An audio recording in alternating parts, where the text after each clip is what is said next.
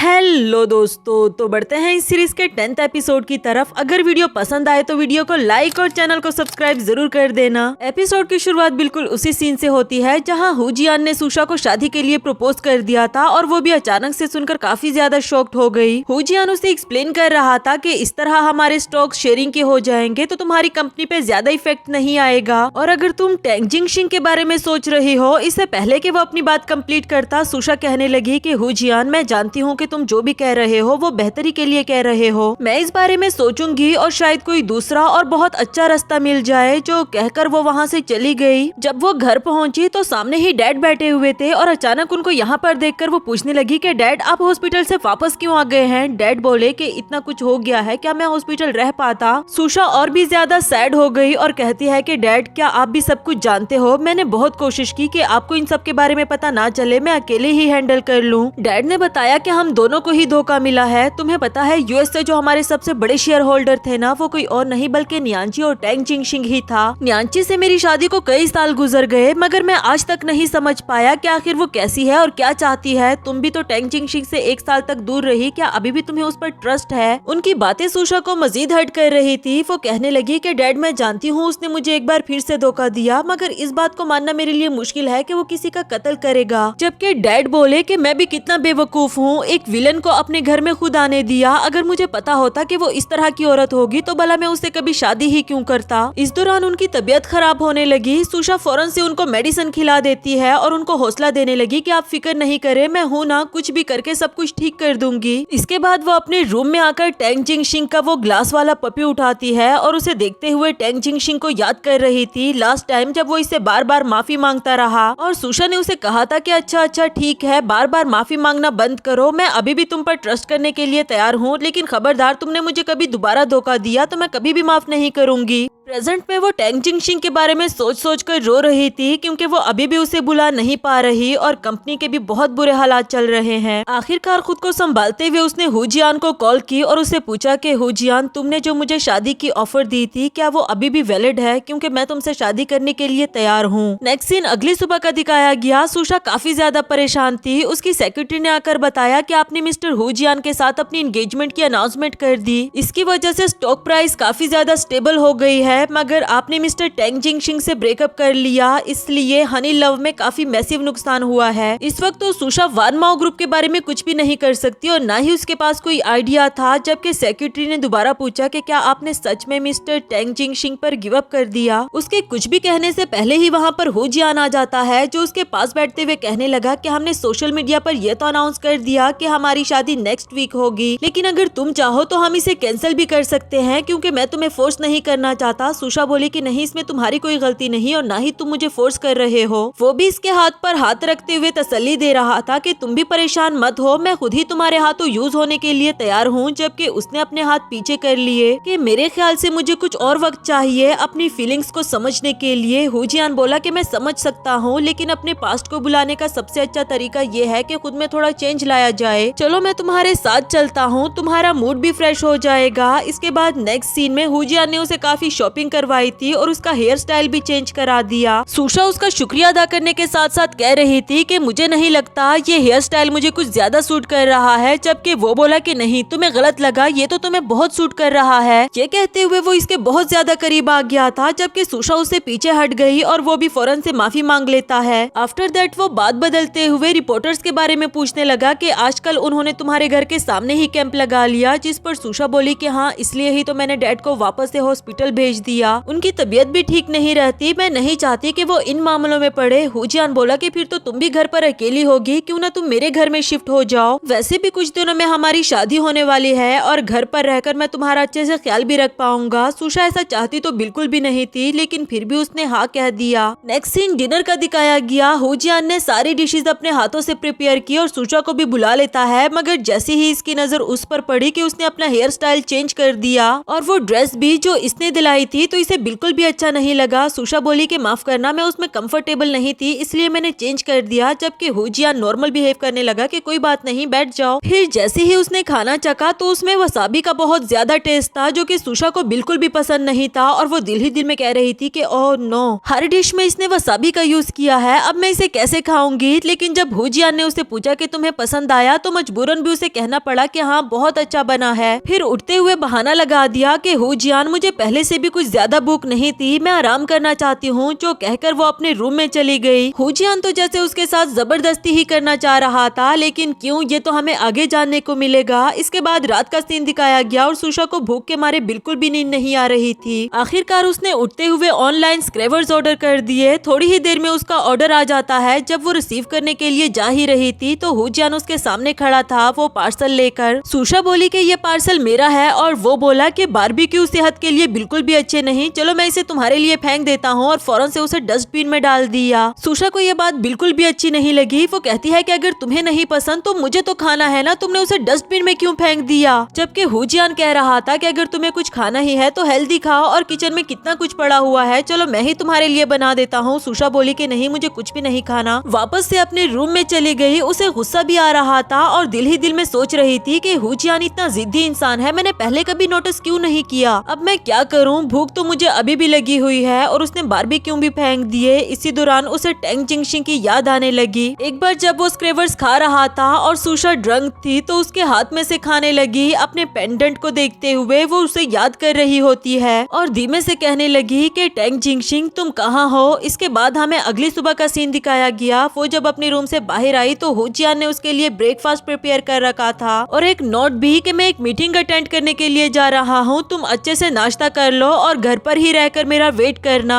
जैसे ही उसने खाने को टेस्ट किया उसमें वसाबी की स्मेल थी तो इसने बिल्कुल भी नहीं खाया। वो अपने फोन में से देखने लगी कि टैंग जिंगशिंग की अभी तक कोई खबर नहीं मिली। वो यही सोच रही होती है कि बहुत दिन हो गए लेकिन अब तक कुछ भी पता नहीं चला। तभी दूसरी तरफ से डोरबेल बजी और जब उसने जाकर देखा तो वो कोई और नहीं बल्कि टैंग जिंगशिंग ही था। कोई भी सवाल जवाब पूछे बगैर वो डायरेक्टली सुशा को किस करना शुरू कर देता है। सुशा उसे अपने आप को छुड़ाना चाह रही थी लेकिन हर बार की तरह ये उसके लिए बहुत मुश्किल था। आखिरकार वो उसे थप्पड़ मारते हुए कहने लगी कि टैंग जिंगशिंग तुम्हें अंदाजा भी है, पुलिस तुम्हें हर तरफ ढूंढ रही है, आखिर तुमने ऐसा क्यों किया, तुम मुझसे भी क्यों चुप रहे थे। जबकि टैंग जिंगशिंग कहने लगा कि मैंने तुम्हारी और हुजियान की शादी की अनाउंसमेंट देखी, प्लीज तुम उसे शादी मत करना, और मैंने लुनियान भाई को कोई नुकसान नहीं पहुंचाया बल्कि वो कोई और है। सुशा बोली मगर तुमने उसके साथ कोलिब्रेशन तो की ना और हुआ ग्रुप को डाउन करने की कोशिश भी की। इस पर टैंग जिंगशिंग बोला कि हाँ ये बात सच है कि मैंने उसके साथ कोलिब्रेशन की, लेकिन मुझे इस बात का अंदाजा बिल्कुल भी नहीं था कि वो हुआ ग्रुप को नुकसान पहुंचाना चाहती है। मेरी बात का यकीन करो, मैं कभी भी तुम्हें या तुम्हारी फैमिली को हर्ट नहीं करूंगा। ये कहने के बाद वो दोबारा से सुशा को किस करने लगा और इस बार तो वो भी इसे नहीं रोकती क्योंकि टैंग जिंगशिंग ही उसका पहला और आखिरी प्यार है। दूसरी तरफ डोर को कोई ओपन करने की कोशिश कर रहा था जो कि हुजियान होता है, मगर अंदर की तरफ से लॉक होने की वजह से वो ओपन नहीं कर पा रहा। नॉक करते हुए कहने लगा कि सुशा कहाँ हो तुम, डोर ओपन करो, आखिर तुमने अंदर से लॉक क्यों लगाया है। साथ ही उसे फोन कॉल मिलाने लगा। फोन पर बेल भी जा रही थी और ऐसा लगता है कि दरवाजे के बहुत करीब पड़ा हुआ है फोन, लेकिन फिर भी वो कॉल रिसीव नहीं कर रही। तो आखिरकार वो अपने पास से की निकालकर डोर ओपन करने लगा। इससे पहले ही सुशा ने उसके लिए दरवाजा खोल दिया। वो काफी ज्यादा डरी हुई थी लेकिन फिर भी नॉर्मल बिहेव करते हुए कहने लगी कि मेरा फोन लिविंग रूम में रह गया था, मैंने अभी ही आवाज सुनी। जबकि हुजियान को शक हो रहा था। वो घर के अंदर आकर पूछने लगा कि तुमने डोर पर लॉक क्यों लगाया था, और वो बोली कि असल में मैं घर पर अकेली थी ना, तो सेफ रहने के लिए मैंने डोर पे लॉक लगा दिया। खैर अब हुजियान भी मान गया था और कहने लगा कि तुम फिक्र नहीं करो, जब हम दोनों की शादी हो जाएगी तो फिर मैं तुम्हारा बहुत सारा ख्याल रखूंगा, तुम्हें कभी भी डर नहीं लगेगा। सुशा बोली कि तुम तो मीटिंग पर गए थे ना, तो वापस क्यों आ गए, और वो बोला कि हाँ मेरी मीटिंग कैंसिल हो गई, सोचा तुम्हारे साथ टाइम स्पेंड कर लूं, चलो तुम्हारे रूम में बैठकर बातें करते हैं। अंदर टैंग जिंगशिंग था इसलिए सुशा ने फौरन उसे रोक दिया कि नहीं मैं मूवी देखना चाहती हूँ, चलो ना हम बाहर चलकर मूवी देखें। हुजियान काफी ज्यादा खुश हो गया कि आज पहली बार तुमने मुझे मूवी पर इनवाइट किया है, चलो चलते हैं। और सुशा बोली कि तुम यहीं पर रुक कर मेरा वेट करो, मैं जल्दी से चेंज करके आती हूँ। अंदर जाते साथ ही टैंग जिंगशिंग उसे बेड पर ले आया और और दोबारा से फोर्स किसिस करने लगा। वो तो अभी भी रोमांस के मूड में था, जबकि सुशा उसे समझाते हुए कहती है कि तुम पागल वागल तो नहीं हो गए, अगर हुजियान ने तुम्हें देख लिया तो वो पुलिस को कॉल कर देगा। टैंग जिंगशिंग कहने लगा कि हुजियान पर कभी भी ट्रस्ट मत करना और ना ही उससे शादी करना, अभी बहुत सारे मैटर्स अनसॉल्व्ड है। तभी हुजियान आवाज देते हुए कहने लगा कि सुशा तुम तैयार हो गई हो क्या? और सुशा बोली कि बस 2 मिनट में आ रही हूँ। इधर टैंग जिंगशिंग कह रहा था कि मुझे बस 1 हफ्ते का टाइम दे दो, मैं सारा सच तुम्हारे सामने ले आऊंगा, बल्कि तुम भी मेरे साथ चलो, हम यहाँ से चले जाते हैं। सुशा ने साथ जाने से मना कर दिया कि मुझे डैड की कंपनी को भी तो बचाना है। खैर थोड़ी ही देर में वो बाहर आ गई। हुजियान पूछ रहा था कि तुमने आने में इतनी देर क्यों कर दी और तुम्हारा फेस इतना रेड क्यों हो रहा है, जिस पर उसने बहाना लगा दिया कि असल में मैं बहुत ज्यादा एक्साइटेड हूँ ना, चलो जल्दी जल्दी से चलते हैं। जबकि हुजियान कह रहा था कि रिसेंटली एक बहुत मजे की हॉरर मूवी रिलीज हुई है, चलो हम वो देखेंगे, और जबरदस्ती उसका हाथ पकड़कर अपने साथ ले गया। नेक्स्ट सीन में जब दोनों वापस आए तो हुजियान अभी भी उस हॉरर मूवी का जिक्र कर रहा था कि कितनी अच्छी मूवी थी ना, मेरे पास डीवीडी में कुछ और भी हॉरर मूवीज पड़ी हुई है, चलो ना हम साथ बैठकर एक और देख लेते हैं। सुशा बोली कि हुजियान माफ करना, लेकिन मुझे हॉरर मूवीज बिल्कुल भी नहीं पसंद, और वैसे भी अभी मैं बहुत ज्यादा थक चुकी, तो मेरे ख्याल से मुझे आराम करना चाहिए, तुम भी अपने रूम में जाकर आराम करो। जो कहकर वो अपने रूम में चली जाती है। हुजियान को उसका वहाँ से जाना और हॉरर मूवीज को पसंद ना करना बिल्कुल अच्छा नहीं लगा। इसके बाद नेक्स्ट सीन में हम टैंग जिंगशिंग को देखते हैं। उसका असिस्टेंट इससे एक पिक्चर दिखाते हुए कह रहा था कि ये हु रुई की बड़ी बहन हु रु है और हु फैमिली की असल वारिस। असल में इसकी फैमिली ने इसे बहुत ज्यादा शेल्टर करके रखा, इसलिए इसकी कुछ ज्यादा इन्फॉर्मेशन पब्लिक नहीं है, लेकिन मुझे इसकी कुछ और भी इन्फॉर्मेशन मिली कि इसने अपनी सारी स्टडी यूएस से कंप्लीट की और हुजियान इसका कॉलेज का बॉयफ्रेंड था। टैंग जिंगशिंग बोला कि हाँ मैं जानता हूँ, मुझे हु रुई ने बताया था कि उसकी सिस्टर की आज से 8 साल पहले एक कार एक्सीडेंट में डेथ हुई थी। असिस्टेंट ने मजीद बताया कि उसकी डेथ के बाद हुजियान ने स्कूल से ब्रेक लिया और उसके मेडिकल रिपोर्ट से पता चलता है कि वो अपना साइकोलॉजिकल ट्रीटमेंट करवाता रहा। ये उसका ट्रेवल रिकॉर्ड है, जिसके अकॉर्डिंग ये पिछले कुछ सालों में बहुत बार यूएस आ जा चुका है और आपका शक बिल्कुल सही था कि आप पर अटैक करवाने वाला वही होगा। टैंग जिंगशिंग बोला कि ये इतना भी कोई सॉलिड प्रूफ नहीं कि हम अपने शक को सच साबित कर सके, हमें उसके अगेंस्ट कोई और सबूत ढूंढने होंगे।